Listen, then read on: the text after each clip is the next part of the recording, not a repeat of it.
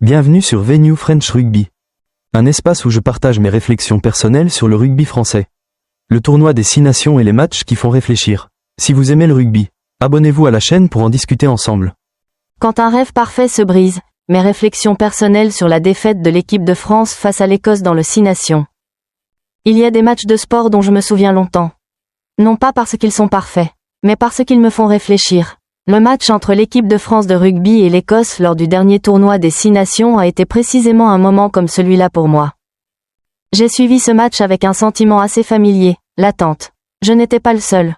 Beaucoup de supporters et d'observateurs pensaient également que l'équipe de France était dans une position très favorable pour réaliser une saison presque parfaite. Les 3 premières victoires avaient amené beaucoup de gens à évoquer la possibilité d'un grand chelem. Ce qui est toujours considéré comme le sommet dans ce tournoi. Mais le sport ressemble parfois à une histoire dont on ne peut pas deviner le chapitre suivant. Et ce match contre l'Écosse a complètement changé mon ressenti. Lorsque le score final est apparu 50-40, je n'ai pas seulement été surpris. J'ai aussi ressenti une forme de confusion difficile à décrire. C'était un match avec énormément de points, beaucoup de situations chaotiques, et surtout énormément de questions. Mon premier sentiment, la stupéfaction. Pendant le match, j'avais l'impression que tout échappait au contrôle de l'équipe de France. Ce n'est pas qu'ils n'ont pas marqué.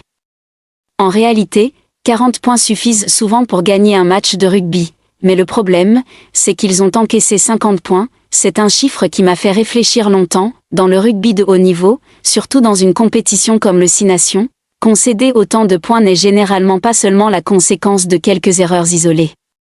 Cela reflète souvent un problème plus profond, le système défensif, la concentration, ou la manière de contrôler le rythme du match.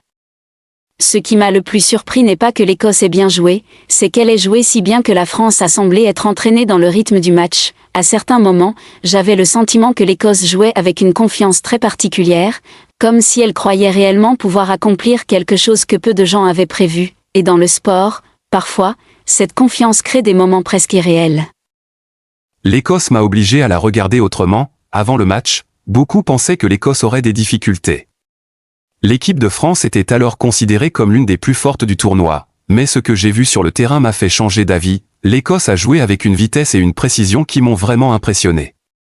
Elle n'a pas seulement exploité ses occasions, elle en a aussi créé beaucoup. Cela m'a rappelé quelque chose de simple mais d'essentiel. Dans le sport de haut niveau, aucune victoire n'est garantie à l'avance. Une équipe considérée comme inférieure peut créer la surprise si elle est bien préparée, joue avec un esprit fort et sait profiter des erreurs de l'adversaire. Et l'Écosse l'a fait, des erreurs répétées qui me font réfléchir. Ce qui m'a le plus fait réfléchir après le match n'est pas seulement la défaite, c'est le sentiment que certaines erreurs semblaient déjà s'être produites auparavant. En repensant aux saisons précédentes, j'ai commencé à voir un schéma assez familier. L'équipe de France commence souvent très bien, crée beaucoup d'attentes, puis à un moment donné trébuche d'une manière difficile à expliquer. Ce n'est pas toujours le cas. Mais cela arrive assez souvent pour soulever des questions. Est-ce simplement une coïncidence, ou bien le signe d'un problème plus profond dans la préparation ou dans la psychologie de l'équipe? Je ne suis pas un expert tactique du rugby. Mais en tant qu'observateur, j'ai parfois l'impression que la pression des attentes peut devenir un fardeau. Quand une équipe est considérée comme favorite, chaque match cesse d'être un simple match. Il devient un examen permanent, et parfois, cette pression transforme de petites erreurs en grands problèmes. Sous l'ère de Fabien Galthié, entre attente et réalité. Ces dernières années, l'équipe de France a connu une période de transformation importante sous la direction de Fabien Galthié. Beaucoup pensent que l'équipe est devenue plus forte, mieux organisée et plus identifiable dans son style. Et à bien des moments, les résultats l'ont montré. Mais ce qui me fait réfléchir, c'est que malgré ces progrès évidents, les grands titres ne sont pas venus aussi souvent que certains l'espéraient. Durant cette période, l'équipe n'a remporté qu'un seul titre vraiment marquant du 6 nations, en 2022. Cela me pousse à me demander, dans le sport de haut niveau, qu'est-ce qui détermine réellement la stabilité sur le long terme? Le talent, la tactique, ou la capacité à rester concentré dans les moments décisifs? La réponse se trouve probablement dans la combinaison de tous ces éléments. Cette défaite est-elle vraiment la fin? Après la défaite contre l'Écosse, beaucoup ont commencé à se demander si le tournoi était déjà terminé pour la France. Personnellement, je ne le pense pas. Dans le sport, surtout dans les compétitions à plusieurs journées, une défaite ne signifie pas forcément la fin de tout. L'équipe de France a encore des opportunités. Si elle gagne son prochain match contre l'Angleterre, la porte du titre pourrait encore s'ouvrir. Mais l'important n'est pas seulement le résultat. Le plus important est la réaction après la défaite. Une grande équipe ne se définit pas par le fait de ne jamais perdre. Elle se définit par la manière dont elle se relève après avoir perdu. Ce que j'ai appris de ce match, en repensant à ce match et aux réactions qui ont suivi, je me suis rendu compte que ce n'est pas seulement l'histoire d'une équipe de rugby, c'est aussi une histoire très familière dans la vie. Parfois, tout semble aller dans la bonne direction. On commence à croire que le bon résultat est presque certain, puis un événement inattendu survient et tout change. L'important n'est pas d'éviter complètement ces échecs car c'est presque impossible, l'important est la manière dont nous les comprenons et ce que nous en apprenons. Une leçon personnelle, si je devais tirer une leçon personnelle de ce match, ce serait l'humilité face à l'imprévisibilité de la vie. Peu importe à quel point nous sommes préparés, il existe toujours des éléments que nous ne pouvons pas contrôler, et parfois, ce sont justement ces moments inattendus qui nous permettent de nous voir plus clairement. J'ai aussi appris que les grandes attentes peuvent être une arme à double tranchant, elles peuvent créer une motivation très forte, mais aussi une pression énorme. Trouver l'équilibre entre les deux est probablement l'un des plus grands défis pour toute personne ou toute équipe.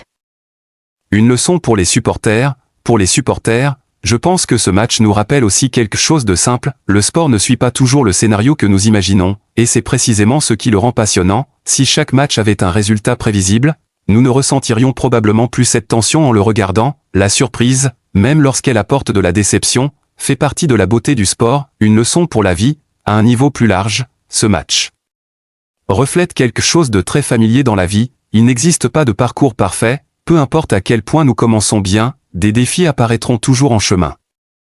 Mais ce sont justement ces défis qui nous font grandir, une victoire facile peut nous rendre heureux sur le moment, mais une défaite difficile peut parfois nous faire réfléchir beaucoup plus profondément. Une question qui reste, après tout cela, en repensant à ce match, une question reste dans mon esprit. Cette défaite deviendra-t-elle un recul ? Ou un tournant? Dans le sport, la frontière entre les deux est parfois très mince, une équipe peut s'effondrer après une grande défaite, mais elle peut aussi devenir plus forte grâce à elle, tout dépend de la manière dont elle l'interprète et de la façon dont elle réagit.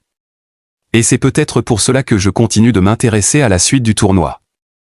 Parce que parfois, l'histoire la plus intéressante dans le sport n'est pas lorsque tout se déroule parfaitement, mais lorsque tout devient soudainement difficile, et que l'on attend de voir qui aura la force de continuer à avancer. Après que les émotions se sont apaisées, ce qui me reste n'est pas seulement le score d'un match. C'est aussi le sentiment que le sport nous rappelle toujours la fragilité de toutes les prédictions. Une équipe peut être très proche du sommet, mais il suffit d'un seul match pour que tout le parcours devienne bien plus difficile. La défaite contre l'Écosse n'est donc pas seulement un résultat décevant. Elle ressemble plutôt à un rappel que le chemin vers le succès suit rarement une ligne droite. Parfois, ce sont justement les détours inattendus qui façonnent la véritable force de caractère d'un collectif. Peut-être que la chose la plus intéressante à attendre maintenant n'est pas de savoir si l'équipe de France a encore une chance de devenir championne, mais la manière dont elle écrira la suite de son histoire après ce match. Car dans le sport, comme dans la vie, le sens d'une défaite ne devient souvent clair que lorsque nous la regardons rétrospectivement, et ainsi, pour moi, ce match n'est pas vraiment terminé. Il ne fait qu'ouvrir le chapitre suivant d'une histoire dont la conclusion se trouve encore devant nous. Merci de suivre Venue French Rugby. Si vous appréciez ce type d'analyse et de point de vue, abonnez-vous à la chaîne pour ne pas manquer la prochaine vidéo.